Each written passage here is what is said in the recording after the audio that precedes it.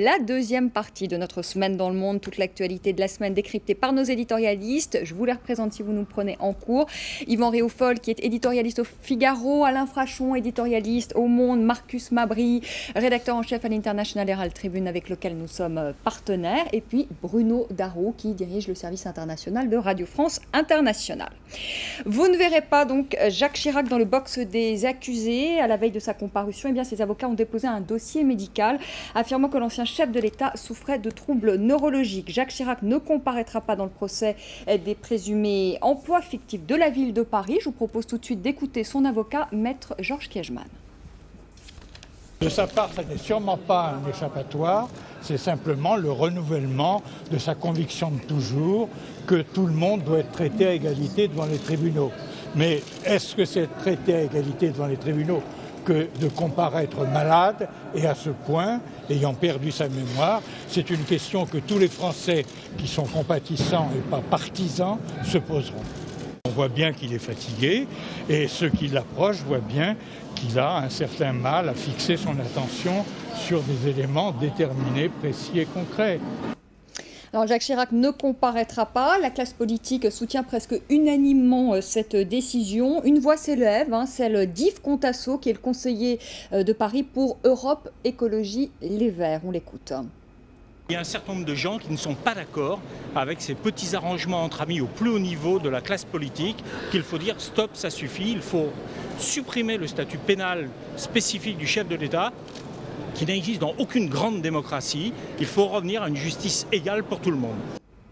Alain Frachon, finalement, Jacques Chirac aura toujours échappé à la justice parce qu'il y a eu des petits arrangements entre amis, comme le dit Yves Contasso. Écoutez, non, je pense d'ailleurs qu'il se trompe, parce que si ma mémoire est bonne, le système français est le même qu'aux États-Unis. C'est-à-dire que le président ne peut pas être poursuivi tant qu'il exerce ses fonctions.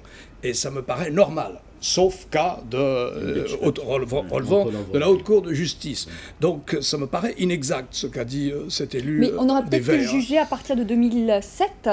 Écoutez, moi, je ne sais pas. Je constate simplement deux choses. Je ne suis pas un spécialiste de cette question, mais je trouve que c'est la marque d'une démocratie qui marche assez bien, que la procédure judiciaire ait pu convoquer l'ex-président Chirac dans cette affaire, instruire cette affaire et la conduire jusqu'à un procès. Ensuite, si, comme il semble que c'est l'évidence, si à l'évidence, le président, l'ancien président, n'est pas en état du point de vue de sa santé de comparaître, honnêtement, moi je fais partie des gens que ça ne choque aucunement qu'il ne comparaisse pas. Ouais, moi je trouve aussi, enfin, je partage votre avis, mais en même temps, disons que bon, ça tombe pas bien, quoi. Voilà, c'est-à-dire que, mais non, mais c'est vrai, parce que pour le moins dire, pour dire le moins, puisque cette fameuse anosognosie, bon ben voilà, il s'agit pas de la mettre en doute, le fait qu'on oublie qu'on est malade, j'ai bien compris, mais effectivement, il y aura toujours un soupçon. Pas bien. Non, mais il y aura toujours un soupçon du fait que, juste avant de comparaître lui-même devant le tribunal, 3 jours avant son état, je dis pas que c'est faux, je dis que en termes de calendrier, il y aura toujours un soupçon, c'est-à-dire que est-ce que ça a été utilisé, on voit qu'il n'a pas l'air quand même en grande forme, enfin moi qui le connais bien, mais il y a eu un certificat médical, donc il n'y a pas de voilà, mais dans une grande partie de l'opinion, il restera, je pense, mais les soupçons sont importants. On est en train de vivre quand même une crise aussi. Mais en même temps, ça arrive tous les jours, ça arrive tous les jours dans les tribunaux. Tout à fait, bien sûr. Mais quand même, à travers toutes les grandes démocraties en ce moment, on peut dire on est en train de traverser une espèce de crise de confiance dans nos classes politiques. Et moi, je traîne et que c'est quand même plein de Français qui vont dire c'est bizarre, comment ça tombe bien. Et ça, c'est dangereux. Les Français n'ont pas l'air tellement de suivre ce point de vue-là, parce que ce qu'il faut dire, Yvan Réaufol, c'est que Jacques Chirac a une cote de popularité incroyable. Il y a, je crois, 70% des Français, ça fait partie des personnalités préférées des Français, mais ça vous fait rire, Alain Frachon. C'est vrai. Et même la classe politique française, de droite comme de gauche, il y a une sorte d'union sacrée autour de Jacques Chirac. Mais plus généralement, parce que ce procès n'a pas de sens. Ce procès n'a pas de sens, d'abord parce qu'il n'y a pas d'accusé, donc, et on peut comprendre qu'effectivement il ne se présente pas s'il n'a plus ses capacités intellectuelles. Il n'y a pas de plaignant, puisque la ville de Paris a retiré sa plainte. il n'y a pas de préjudice, puisque le préjudice... qui s'est porté partie civile quand même. Hein, le plaignant, vous avez des associations, mais le plaignant principal, la ville de Paris, n'est plus partie prenante. Oui. Elle a retiré sa plainte. Vous n'avez plus de préjudice, puisque Jacques Chirac a payé, avec l'aide d'ailleurs de l'UMP, mais enfin a payé de sa poche, partiellement, les préjudices qui avaient été évalués d'une manière concertée. Et donc, et en plus, les faits se sont passés il y a 20 ans. Donc, normalement, ce sont des faits prescrits. Les faits n'ont pas été prescrits parce que ça a été dit, il y a eu cette parenthèse de la présidentielle qui a fait qu'il a pu bénéficier d'une immunité. Mais on voit bien que ce procès devient sans intérêt. Et si les Français ne rentrent pas dans cette farce-là, c'est parce qu'ils voient d'abord, certes, ils aiment sans doute un peu le personnage détaché qu'est devenu Jacques Chirac, mais c'est parce qu'ils voient que ce procès-là est un faux procès. Je ne dis pas qu'il ne faille pas, naturellement... La justice n'est pas d'accord avec vous en même temps, parce que le procès a lieu. Hein. Oui, mais mais bien sûr, non, mais d'accord. Mais la justice, visiblement, n'a pas décidé que c'était une farce. Oui, non, mais je sais bien. Moi, je porte un jugement médiatique sur ce... Non, mais la justice est dans sa logique. Et en plus, c'est la première chose. Et la deuxième chose qui me choque, mais alors qui concerne plus particulièrement l'entourage de Jacques Chirac, c'est que l'entourage de Jacques Chirac nous fait dire, enfin répète dans son élément de langage, que Chirac regrette beaucoup de ne pas assister, qu'il aurait voulu que son procès... Mais même lui, il a dit. Au-delà même de son entourage. Oui, mais alors c'est là où je trouve qu'il ne faut quand même pas prendre non plus les Français pour des imbéciles, parce qu'il y a eu quand même une multiplication de manœuvres dilatoires qui ont fait qu'effectivement ce procès aurait pu se tenir plus rapidement depuis 2007. Et s'il n'a eu lieu que maintenant, c'est parce que les avocats ont tout fait pour retarder l'échéance. Et donc là, effectivement, il y a matière à critique. Il fallait le juger avant qu'il soit atteint de cette maladie. Donc vous pouvez nous rappeler le nom, Bruno ? Anosognosie, c'est du grec. Voilà. Très bien. Bravo. Un nom inconnu du grand public, Alexandre Djouri. Pierre Péan met en lumière cet homme de l'ombre dans son dernier livre, La République des mallettes, un titre qui en dit long. Alexandre Djouri, un garçon des banlieues qui gravit les marches une à une jusqu'au sommet de l'État. Alexandre Djouri, un intermédiaire qui aurait empoché près de 13 millions d'euros versés par EADS sur un contrat de vente d'Airbus à la Libye alors qu'il n'aurait joué aucun rôle. C'est en tout cas ce qu'affirme Pierre Péan, à prendre évidemment... Que EADS a déjà démenti ça. Voilà, que EADS a déjà démenti, c'est évidemment à prendre au conditionnel. Alexandre Djouri, qui serait également intervenu dans l'affaire des infirmières bulgares, l'homme de toutes les affaires, titre votre quotidien, l'infraction Le Monde, aujourd'hui c'est page 3, proche de Dominique de Villepin, Claude Guéant ou encore Henri Proglio, le PDG d'EDF. Frachon, est-ce qu'il faut s'offusquer de ces intermédiaires qui gravitent au sommet de l'État que décrit la Pierre Péan dans son livre? Parce qu'on ne sait pas trop cette affaire, ça reste encore, personne n'a pu lire le livre. Il sort le 14 septembre. Je n'ai pas lu ce livre, donc il y a eu des papiers un peu je ne sais qu'en penser. Mais ce que j'ai lu quand même portait sur des faits, toute cette fameuse question des commissions et rétrocommissions sur les grands contrats aéronautiques ou d'armement et qui profiteraient au financement des partis politiques. Et les faits qui sont invoqués, me semble-t-il, sont antérieurs à la loi de 1995. Moi, je trouve Vous pouvez nous le rappeler, la loi de 1995 ? La loi de 1995 organise le financement des partis politiques et des campagnes électorales essentiellement avec de l'argent public. Je pense que c'est une des meilleures lois qui existent au monde sur le financement des campagnes électorales. Alors, c'est venu après que la presse ait lancé des campagnes d'investigation. Quelquefois, on a été trop loin, quelquefois, on n'a pas été assez loin. En général, quand il s'agit d'argent public, les Français sont très tolérants. Donc, à mon avis, la presse n'enquête pas assez sur l'utilisation de l'argent public. Mais enfin, je pense que maintenant, on est dans ce cadre-là qui est celui de la loi de 1995. De ce point de vue, honnêtement... je n'ai pas lu ce livre encore, mais ma remarque, c'est que voilà, toutes les batailles qui ont été menées par la presse et par la justice dans les années 80 et 90 ont abouti à quelque chose, et c'est ce cadre législatif qui fait l'admiration de pas mal d'autres pays. Donc voilà ce que je voulais dire à propos de ces faits qui remontent à avant 1995. Moi, ce qui me semble intéressant, alors le peu que j'ai lu, effectivement, parce qu'il faut quand même signaler que le livre n'est pas encore publié. Il sort le 14 septembre. Chez Fayard, comme ça on lui fait un peu de pub à Pierre Péan. Notre excellente consoeur Ariane Chemin, voilà. Mais, alors avec à la fois l'article qui est la première à avoir fait dans le Nouvel Observateur un portrait de l'homme intéressé, Djouri.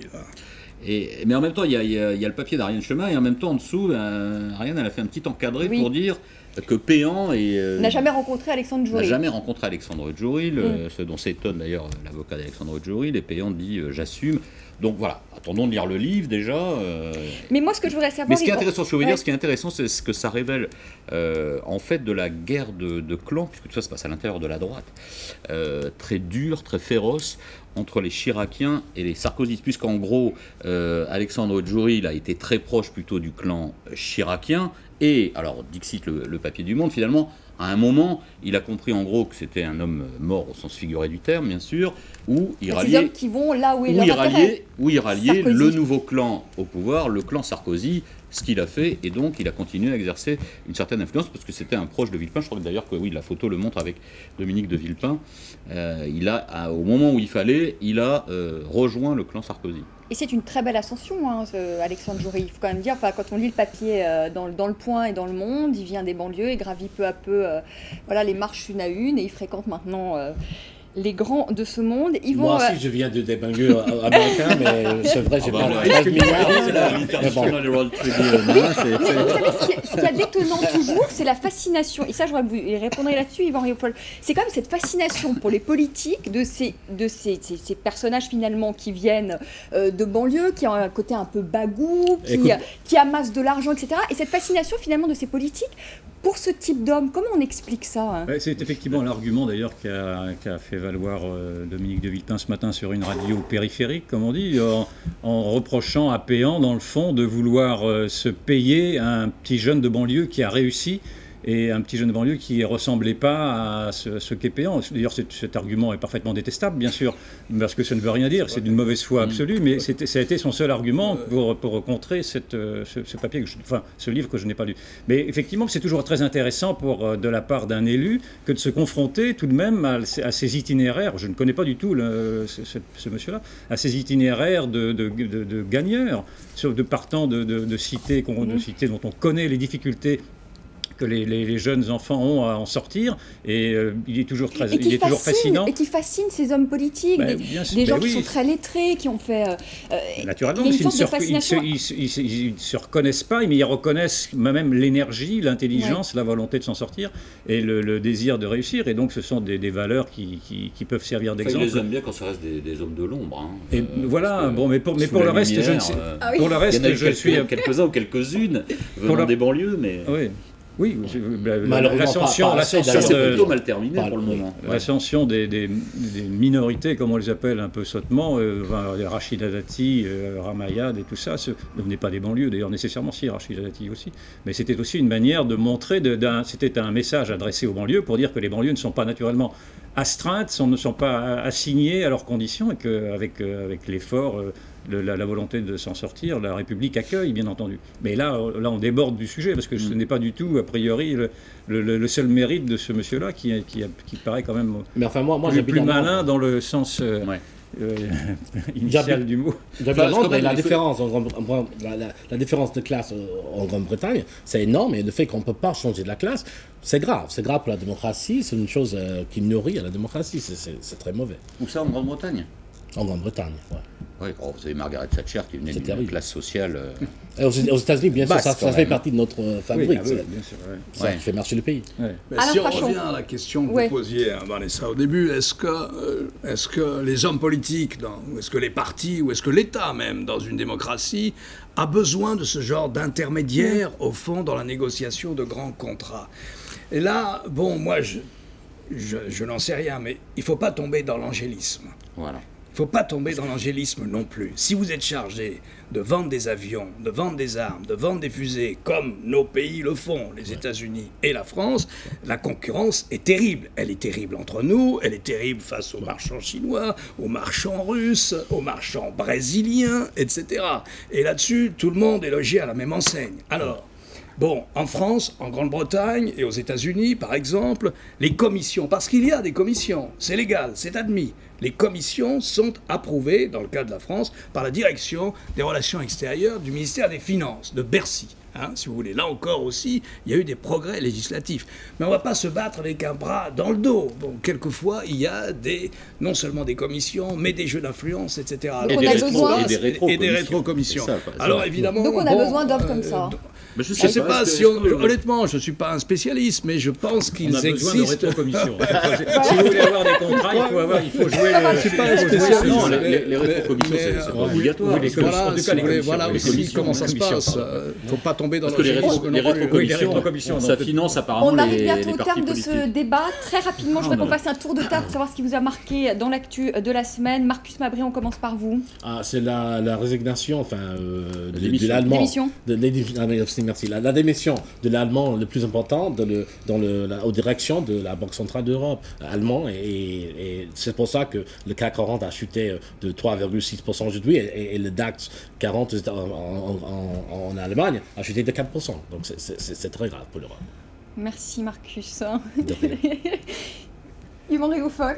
Écoutez, moi, c'est l'inexplicable opération de sabordage de la gauche qui fait elle-même le travail de la droite en essayant de faire comprendre que les candidats sont tous incompétents. Si l'on entend Ségolène Royal qui dit de Hollande que Hollande n'a jamais rien fait, si on entend Martine Aubry qui dit de ces trois autres qui ne valent rien, si on entend Manuel Valls dire le pire de Ségolène Royal qui est une star de la télévision, etc., etc. Et donc je ne comprends pas cette manière qu'a la gauche, qui est invitée à débattre sur des idées et qui n'arrive même pas à en sortir une, et qui en revanche fait un débat sur les compétences. Les primaires aux États-Unis sont largement, voire beaucoup plus violentes. On se rappelle entre Obama et Hillary Clinton.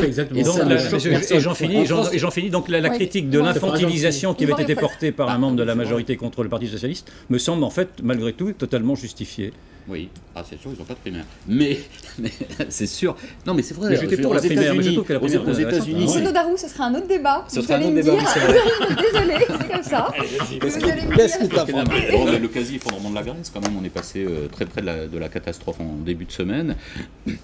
Ça s'est très mal passé. Je crois qu'il y avait le représentant de la Banque mondiale, du FMI, qui sont allés à Athènes, qui estiment que la Grèce ne tient pas, n'a commencé à remplir aucun de ses engagements, comme elle s'y était engagée en échange de l'aide financière apportée à la Grèce. Et donc là, on est quand même dans une crise de l'euro très forte, de plus en plus forte. Alain Frachon. Moi, c'est la situation économique marquée par deux faits que je trouve particulièrement déprimants. La démission de Jürgen Stark, l'économiste en chef de la Banque Centrale Européenne, à cause de la crise grecque, et qui manifeste la permanence de la crise grecque en Europe, et donc de l'euro. Et deuxièmement, la réaction à la baisse des marchés, et pour le moins mitigée des Républicains, à un discours de relance particulièrement intelligent de Barack Obama jeudi soir. Merci beaucoup. Merci à tous les quatre d'être venus sur le plateau de France 24 pour cette semaine dans le monde. Merci. Marcus Mabry, c'était une première pour vous. J'espère que vous reviendrez. Ouais, je veux bien. Bon, écoutez, super. Merci beaucoup. Très bon week-end. Je vous retrouve lundi pour un nouveau débat, 19h10, heure de Paris. Très belle soirée.